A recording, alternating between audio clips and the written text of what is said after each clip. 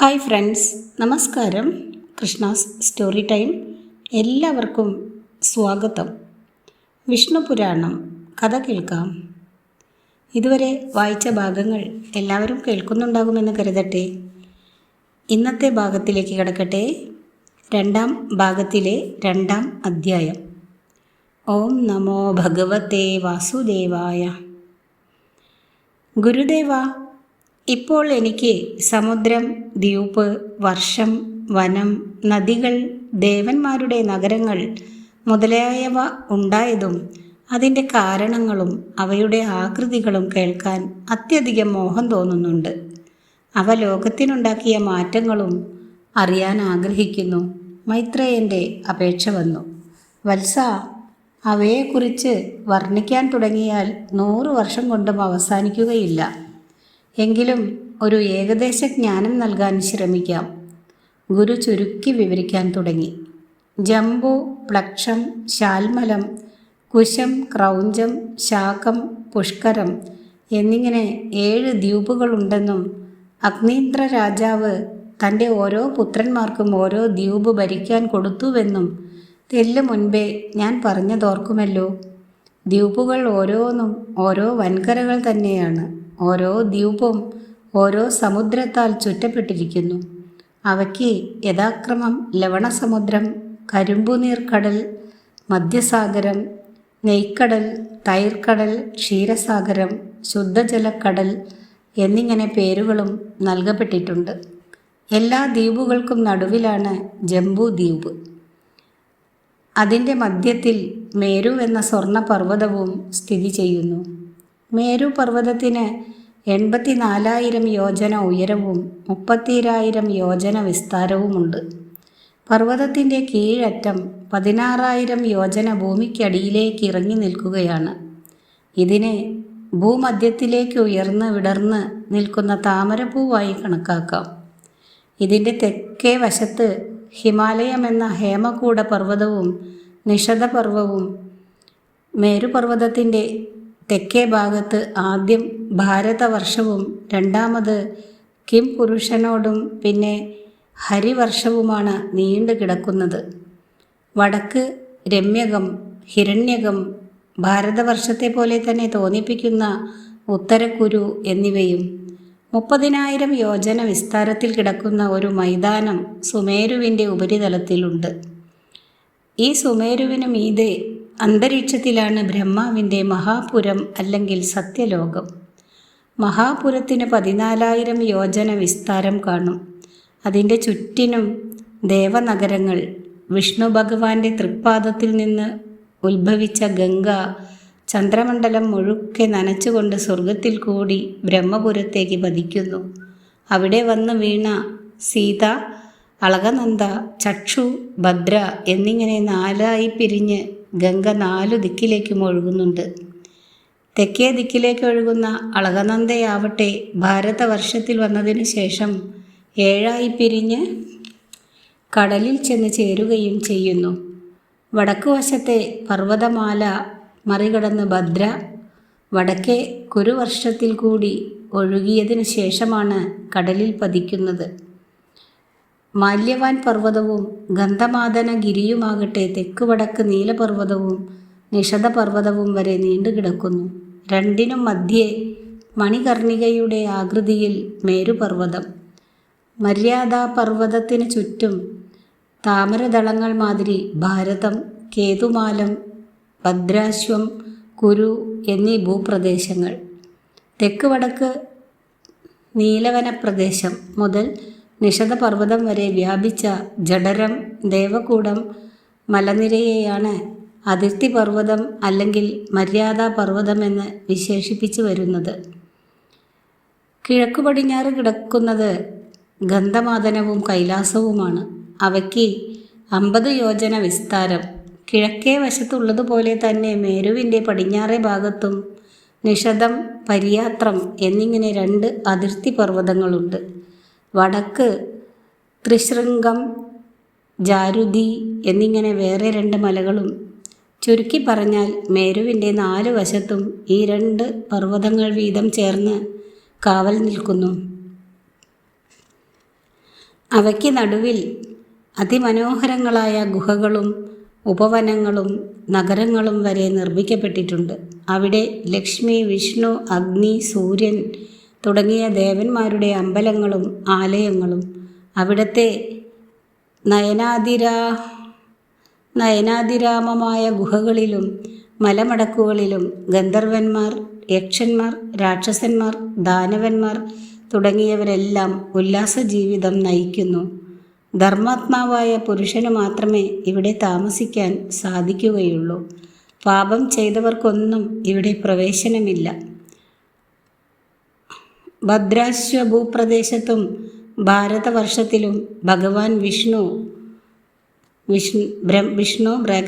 ബ്രഹ്മാവിൻ്റെ ശാപത്താൽ തലതെറിച്ചു പോയതുമൂലം വിഷ്ണു കുതിരത്തല വെച്ച് യജ്ഞത്തിൽ പങ്കെടുത്തു. യാഗാനന്തരം ധർമാരണ്യത്തിൽ ചെന്ന് തപസ് ചെയ്ത് ശിവകടാക്ഷം വഴി പഴയ മുഖം നേടി. ഭാരതവർഷത്തിലും ഭഗവാൻ വിഷ്ണു ഹയഗ്രീവ രൂപത്തിലാണ് വസിക്കുന്നത്. ഹയഗ്രീവൻ്റെ രൂപമാണ് ബ്രാക്കറ്റിൽ വായിച്ചത്. കേതുമാൽ പ്രദേശത്താകട്ടെ വരാഹാകൃതിയിലും ഭക്തന്മാരെ പരിപാലിച്ചു പോരുന്ന ഭഗവാൻ കുരുവർഷത്തിൽ വസിക്കുന്നത് മത്സ്യരൂപത്തോടെയാണ്. ഈ പ്രദേശങ്ങളിൽ പാർക്കുന്ന കിം പുരുഷന്മാർ തുടങ്ങിയവരെ ദുഃഖം, തളർച്ച, ചിന്ത, ദാഹം, വിശപ്പ്, ഭയം മുതലായവയൊന്നും തീണ്ടുക പോലുമില്ല. സകലർക്കും 10,000 12,000 കൊല്ലം ആയുസ്സുമുണ്ടാവും. അവിടെ മഴയില്ല. ഭൂമിയിൽ നിന്ന് ഉറവെടുക്കുന്ന ജലം എത്ര വേണമെങ്കിലുമുണ്ട്. യുഗങ്ങളുടെ കാലക്രമവുമില്ല. 3-ാം അധ്യായം. സമുദ്രത്തിന് വടക്കും ഹിമാലയത്തിന് തെക്കുമായി കിടക്കുന്ന ഭൂപ്രദേശത്തെ ഭാരതവർഷമെന്ന് വിളിച്ചു പോരുന്നു. അവിടെ ഭാരതീയരാണ് താമസിക്കുന്നത്. ഈ പ്രദേശത്തിന് 9,000 യോജന വിസ്താരമുണ്ട്. ഇത് സ്വർഗം അഥവാ മോക്ഷം കൊതിക്കുന്ന ഗൃഹസ്ഥാശ്രമികളായ സന്യാസിമാരുടെ കർമ്മഭൂമിയാണ്. മഹേന്ദ്രം, മലയം, സഹ്യം, ശുക്തിമാൻ, ഋഷവാൻ, വിന്ധ്യൻ, പാരിയാത്രം എന്നിങ്ങനെ 7 കുലപർവ്വതങ്ങൾ ഇവിടെയുണ്ട്. ഈ പ്രദേശത്തെ മനുഷ്യർക്ക് സത്കർമ്മങ്ങൾ മുഖേന സ്വർഗം അല്ലെങ്കിൽ മോക്ഷം നേടാൻ സാധിക്കുന്നു. ഇവിടെ നിന്നു തന്നെ സ്വർഗവും മോക്ഷവും ആകാശവും പാതാളവും പ്രാപിക്കാൻ ആളുകൾക്ക് കഴിയും. ഇങ്ങനെയൊരു സൗകര്യം ഭൂമിയിലെ മറ്റൊരു ദേശത്തെ കർമ്മവ്യവസ്ഥയിലും കാണാൻ ഒക്കുകയില്ല. ഈ ഭാരതവർഷത്തിൻ്റെ കിടപ്പ് 9 ദ്വീപുകളായിട്ടാണ്. അവയുടെ പേരുകൾ ഇന്ദ്രദ്വീപ്, കസേരു, താമ്രപർണം,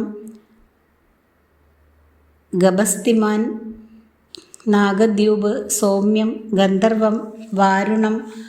9-ാമത്തേത് എല്ലാ വശത്തും കടൽ ചുഴന്ന കുമാരദ്വീപും.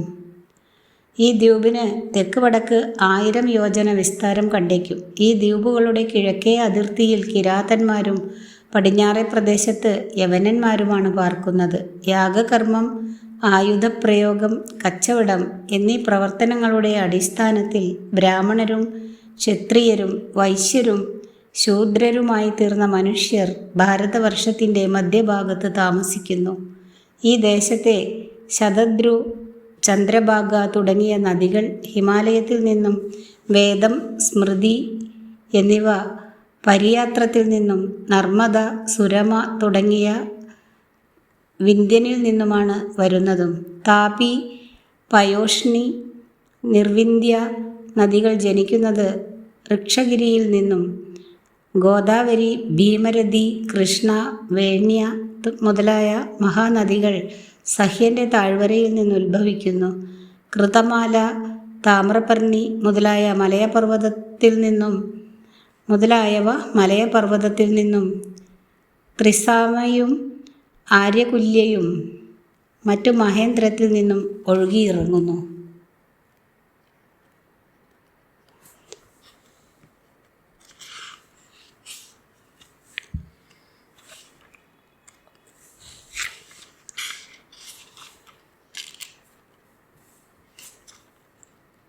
ശുക്തിമാൻ്റെ സന്തതികളാണ് ഋഷികുല്യ, കുമാരി തുടങ്ങിയ നദികൾ. ഈ കുലപർവ്വതങ്ങളിൽ നിന്ന് വേറെയും ഒട്ടനവധി നദികൾ ഒഴുകി വരുന്നുണ്ട്.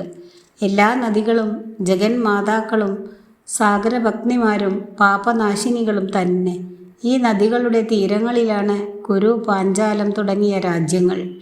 മധ്യപ്രദേശത്തും കിഴക്കൻ നാടുകളിലുമായി കാമരൂപക്കാരും പുണ്ഡകലിംഗന്മാരും മഗധന്മാരും വസിക്കുന്നു. തെക്ക് വശത്ത് അല്ലെങ്കിൽ ശേഷിക്കുന്ന പ്രദേശങ്ങളിൽ സൗരാഷ്ട്രന്മാർ, ആമീർമാർ, സൗവീരന്മാർ, സൈന്ധവർ, ഹൂണർ, സാലിന്മാർ, മാദ്രന്മാർ, അംബഷ്ടർ, പാരസികർ തുടങ്ങിയവർ താമസിച്ചു പോരുന്നുണ്ട്. എല്ലാവരും ഒരുമയോടെ പാർത്തും ഈ നദികളിലെ വെള്ളം കുടിച്ചും ആരോഗ്യദൃഢഗാത്രരായി കഴിയുന്നു.